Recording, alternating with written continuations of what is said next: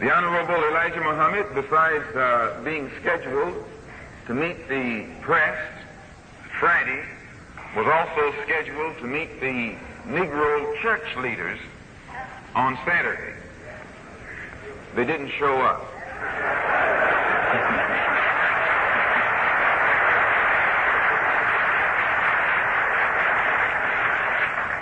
So, since they didn't show up, then perhaps some of them are here now, and we'll have a chance to talk to you in a few moments, all together. In fact, it's better to talk to a Negro preacher in front, and when I say preacher, I say Negro. I don't say so-called Negro. It's better to talk to a Negro preacher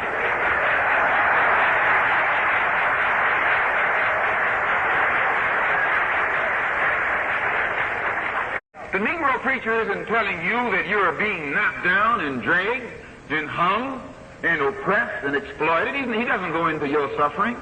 He tells you about how somebody suffered 2,000 years ago. Or he'll tell you how somebody suffered in Egypt 4,000 years ago.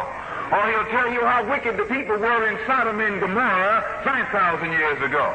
But when it comes to dealing with this suffering and this wickedness right now, he starts... that's hate teaching.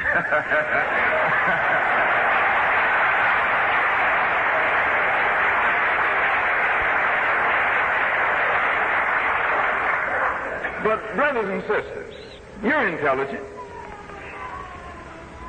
Why is it right for the Negro preacher to preach against the cruelty of Pharaoh, who was a slave master, and preach against the cruelty of Nebuchadnezzar, who was also a slave master? But at the same time, he says it's wrong when you point out the cruelty of this modern-day slave master.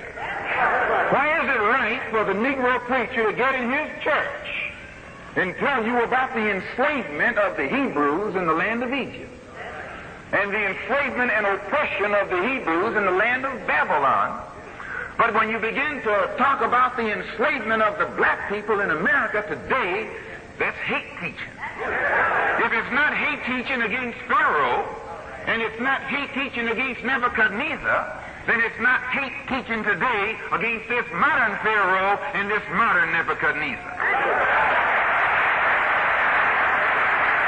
A man here, anytime you can be hungry and naked with no decent house to live in, and you will stand up and let someone tell you to suffer now, because later on, by and by, in the sky,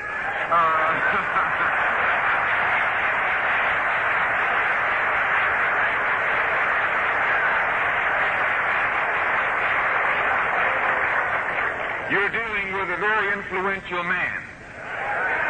Anytime you will allow yourself to suffer the pangs of hunger now and be satisfied because some collar-wearing backward man is going to tell you that you will get your fill after you die up in the sky somewhere, I say that man has a lot of influence over your weak mind.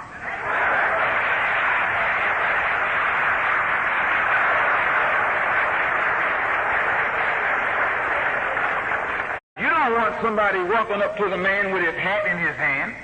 You don't want somebody walking up to the man afraid to open up his mouth and tell the man how you feel.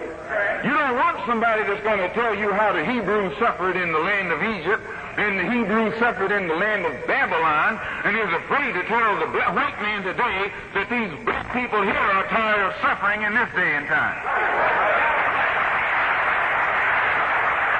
You go into China and find a Chinaman that believes in Jesus and ask him to paint a picture, he'll paint Jesus looking like a Chinaman.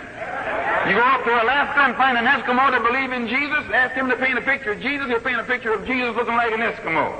You come back here to America and find a white man that believes in Jesus, he'll paint Jesus looking like a white man. Go inside a Negro church who believes in Jesus and ask them to paint a picture of Jesus, they'll paint a picture of Jesus looking like the white man.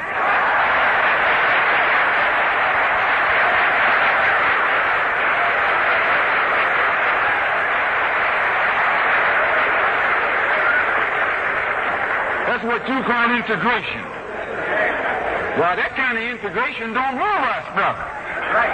Not nowadays. It was all right for Grandma, because she didn't know an A from a B. But you call yourself educated today. You call yourself having gone to school and gotten what we say your boots lengths.